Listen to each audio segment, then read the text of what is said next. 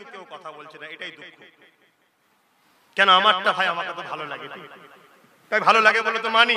তবে দুঃখের বিষয় এই সব ফিতনাগুলো হওয়ার পিছনে কিন্তু কিছু অশুভ সেকুলার মাইন্ড দাবিদার বদমাইশ লোকেদের হাত আছে।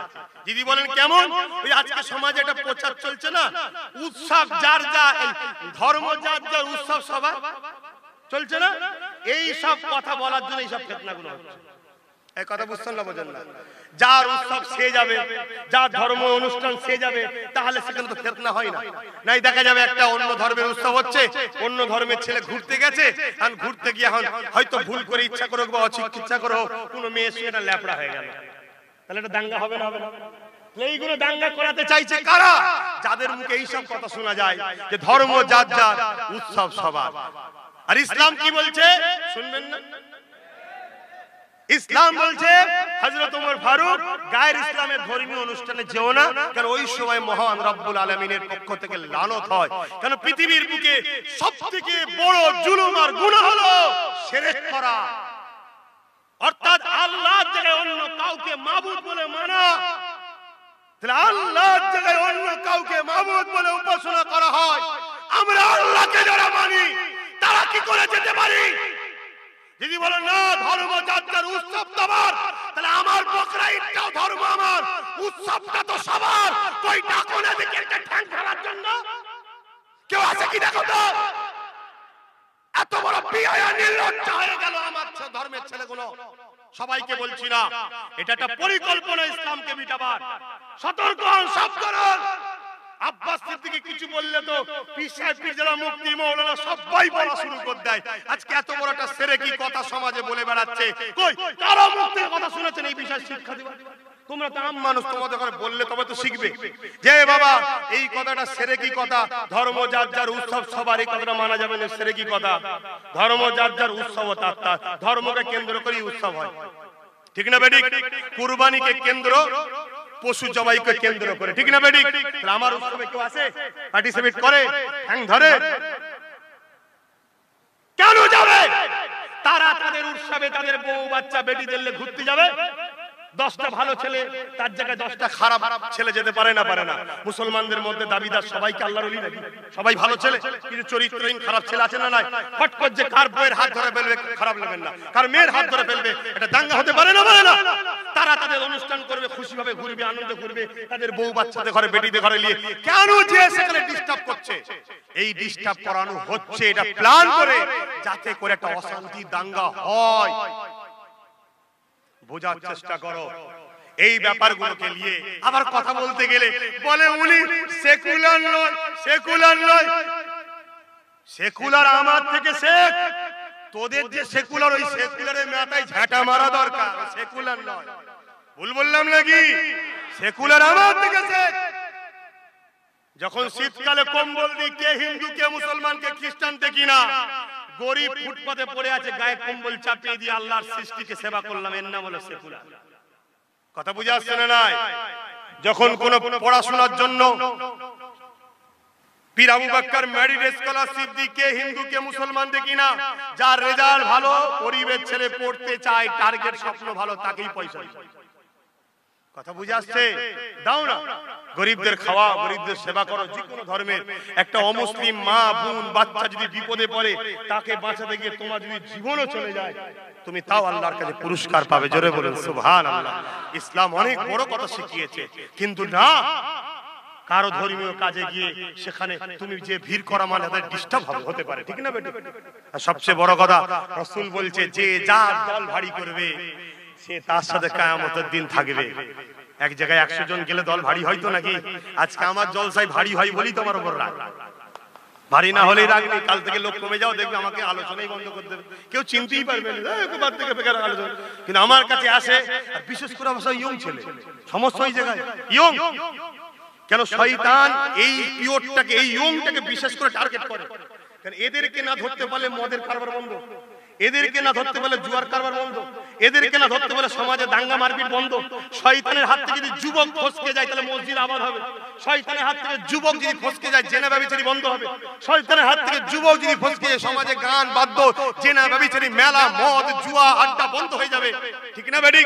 তাই শয়তান যখন দেখছে আব্বাস সিদ্দিকী মানে ও যুবক আর ওর সঙ্গে জোটে সব 100-র মধ্যে 90টা যুবক, তাই শয়তান চার চালাকুলোকে কামড়ায়। বল না, বল বল বল আব্বাসের বিরুদ্ধে বল, ওর থেকে সরা।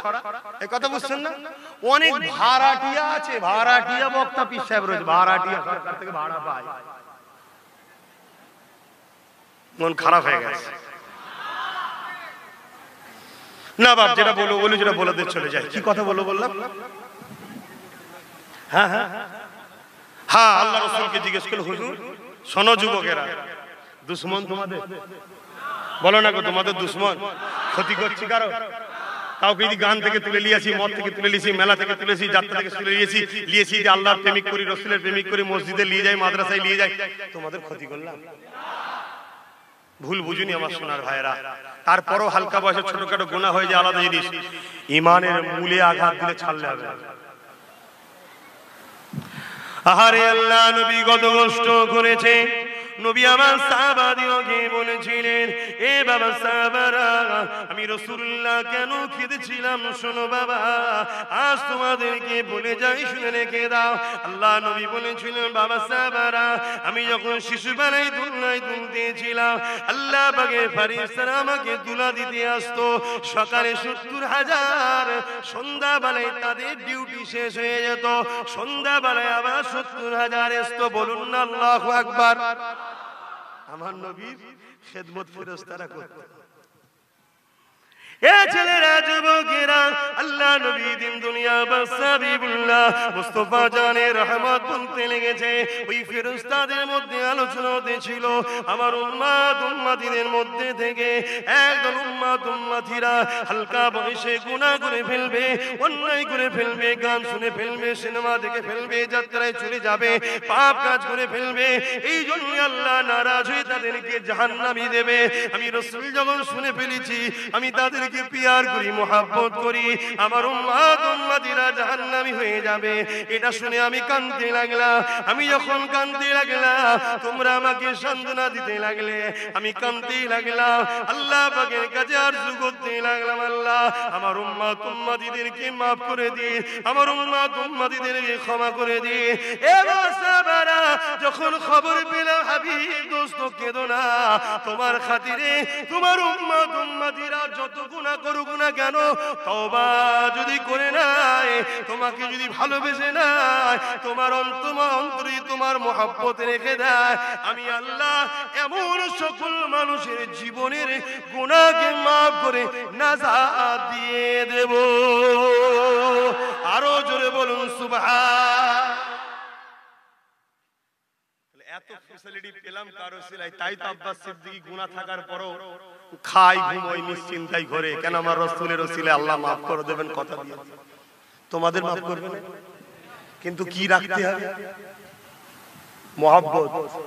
মহব্বতটা হলো ঈমান। কিরাম মহব্বত? রাসূলকে, আমার সাথে বলুন, রাসূলকে রাসূল বলে চিনে, জানের থেকে বেশি ভালোবেসে আদবের সাথে মেনে নিবার নাম হলো ঈমান। এই সংজ্ঞাটা মনে থাকবে। এর মধ্যেই কোরআন আছে, এর মধ্যেই আল্লাহকে মানা আছে, এর মধ্যে কিয়ামত সব কিছু আছে। নবী যা শিখিয়েছে ভালোবাসলে এর মধ্যে আসে না? তাহলে আজ থেকে তুমি শপথ করো, হালকা বয়সে ভুল হয়, ছোটখাটো ইয়ং বয়সের ছেলে একটু গান টান শুনে ফেলে, খেলাধুলা করছে, বিভিন্ন যাত্রা বিভিন্ন জায়গায় বন্ধুদের সঙ্গে চলে যাচ্ছে, গুনাহ আলাদা জিনিস, কাঁদলে মাফ হবে, ইসলামের ক্ষতি করবে। ধরুন একটা লোক এই একটা দিয়াল আছে, দিয়ালের উপারটাই পার হলে ইসলামের ক্ষতি করতে পারবে। খুব ভালো করে বুঝে নেবেন। সমাজ মে অলু ইশারুমে ভালো জাতের গোশত হলে কি হয়, অল্প জাল দিলে, আর ছেঁচড়া হলে হবে না। খুব এই কথাটাই শেষ কথা। একটা দিয়াল আছে, রেখা দিয়াল, এই দিয়ালটা আব্বাস সিদ্দিকীকে যদি পার করিয়ে দেওয়া হয় উপারে, আব্বাস সিদ্দিকীকে ইসলামের ক্ষতি করতে পারবে, আর দিয়ালের এই পারে থাকলে ক্ষতি করতে পারবে না। এখন দিয়ালটা অনেক উঁচু, আমি পার হতে পারছি না, দিয়ালটা পার হতে গেলে তোমাদের মতো লোকেদের সাপোর্ট লাগবে, কাঁধে করে তুলতে হবে, তবে আমি পার হতে পারবো। শুনছেন? এখন কাঁধে করে আমায় তুলে দিলে আমি দিয়াল পার হয়ে যাই, উপারে গিয়ে ইসলামের ক্ষতি করলাম, মসজিদ ভাঙলাম, মাদ্রাসা ভাঙলাম, কোরআনকে অপমান করলাম, গরিব অসহায় মুসলিমদের ঘরে প্ল্যান করে করে হত্যা করলাম আর করলাম। শুনছেন না শোনেন না? তাহলে বলুন, আমি একা জাহান্নামে যাব না, যারা কাঁধে কাঁধে করে পার করেছে তারাও যাবে? জোরে বলেন, জোরে বলেন। অতএব কাকে কাকে কাঁধে করে তুলছো, কাকে কাকে পার করছো একটু দেখো। আব্বাস সিদ্দিকী তো বললে খারাপ, খারাপ, কিন্তু এইটুকু তো বোধ শক্তি আছে। হ্যাঁ, এইটুকু বোধ শক্তি আছে, একটু বুঝার চেষ্টা করো আমার সোনার ভাইয়েরা। সোনার ভাইয়েরা বোঝো, অবশ্যই বলে যাচ্ছি, অবশ্যই বলে যাচ্ছি, সবকিছুতে রাসূলকে ফলো করো, সবকিছুতে। আর যার মধ্যে রাসূল পাবে আল্লাহর ওয়ালা তারা, সে বয়স কম হোক আর বেশি হোক, তাকে উঠা বসা করো, রাসূল খুশি হবে। বুঝে আসছে না? না আসেন একটু সালাম দেব, দোয়া করব। ইয়া নবী সালাম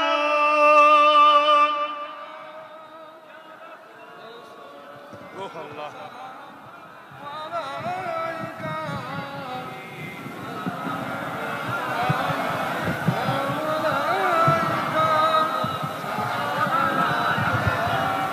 না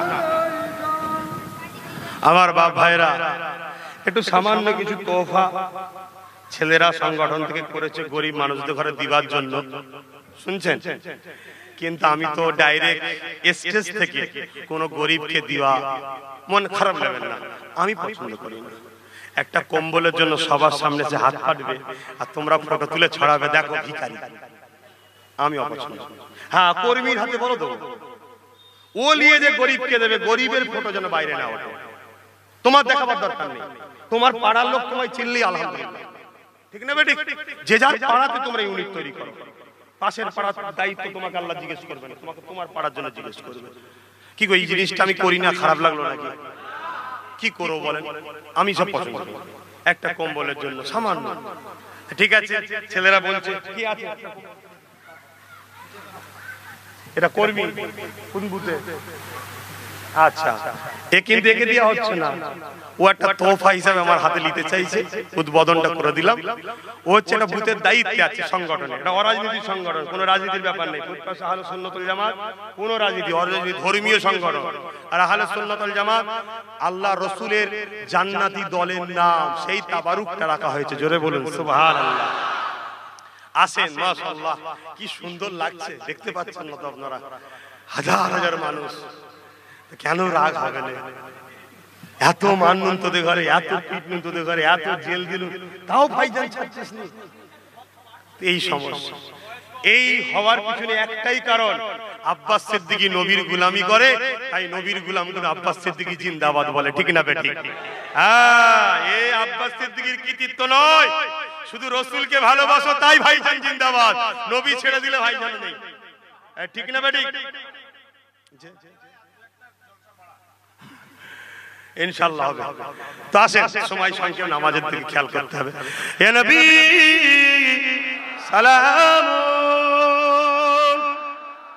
ইয়া রাসূল,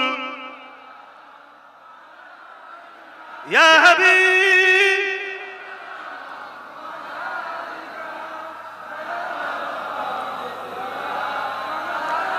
তালাল বদরু আলা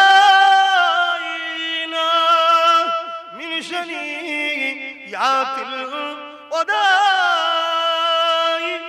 وجب شكر علينا ما دعا لله أحداي يا نبي سلام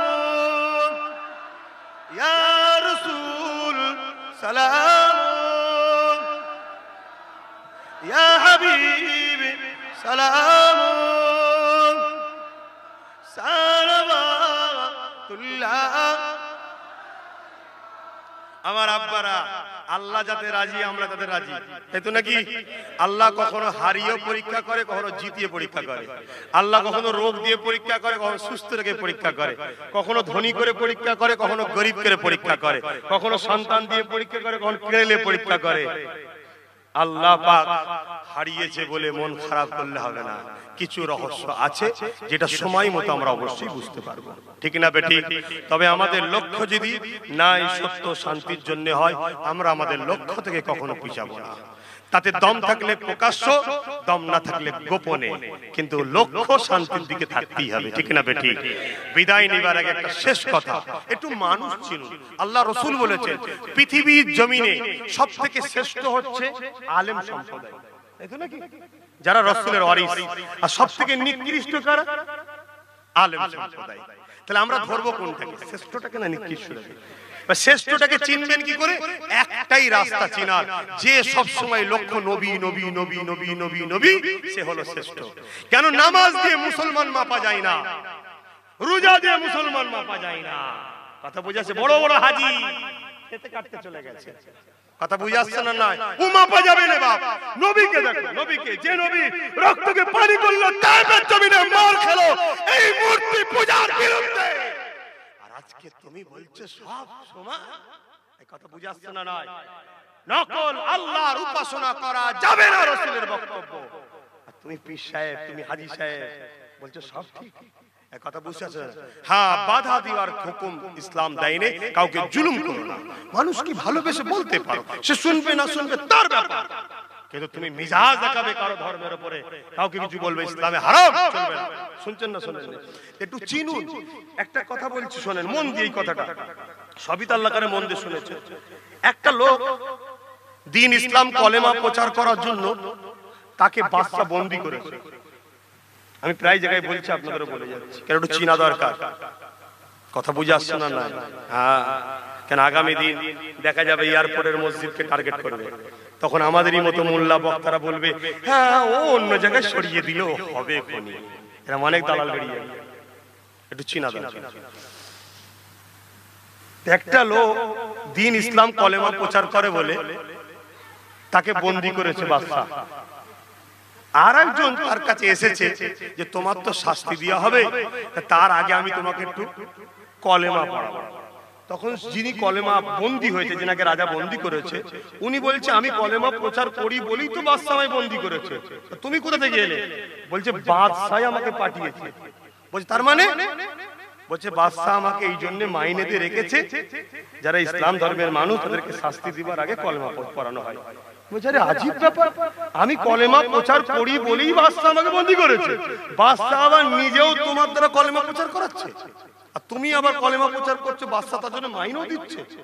তখন সেই মানুষটা আফসোস করে বলছে হায় আমার আল্লাহ, একই কলেমা আমি প্রচার করার জন্য আমি শাস্তি পাচ্ছি, আর এ প্রচার করার জন্য মাইনে পাচ্ছে। তাতে সে বাদশার জন্য প্রচার করে, আর যে শাস্তি পাচ্ছে সে কার জন্য প্রচার করে?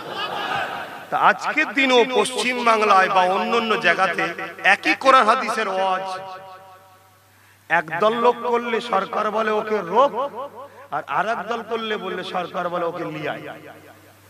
আছে না? কি আল্লাহর জন্য, কি সরকারের জন্য? তোমাদের ঘরে ভাবতে হবে। দম থাকলে ডাইরেক্ট করো প্রতিবাদ, আর না থাকলে এখান থেকে ঘৃণা করো। চিড়ে যখন যাবে তার থেকে সরে যাও, এই আমার নবীর দিকে নয় বাবা, এ চলবে না। কথা বুঝছেন না? বলেন না?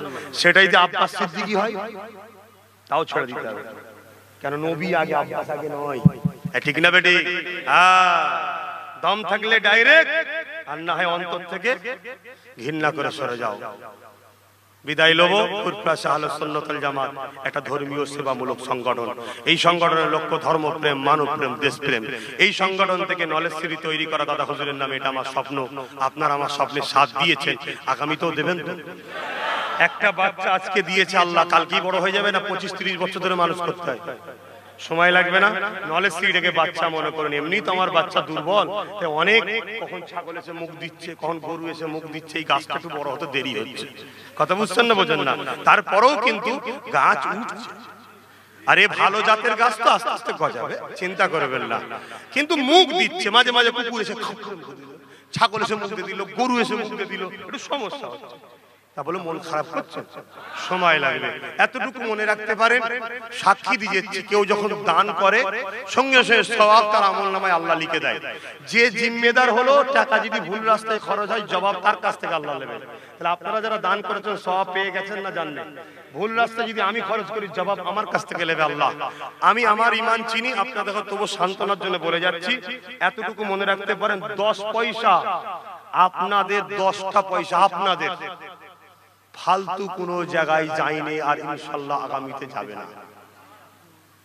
কথা বুঝে আসছে? এতটুকু আপনাদের বলে যেতে পারি। আসেন, আর বসার সময় নেই। আল্লাহুম্মা আমিন। আল্লাহ আখেরি দোয়া মা চাওয়াজান করবেন, পীর আল্লামা মুফতি হাসান সিদ্দিকী চাওয়াজান।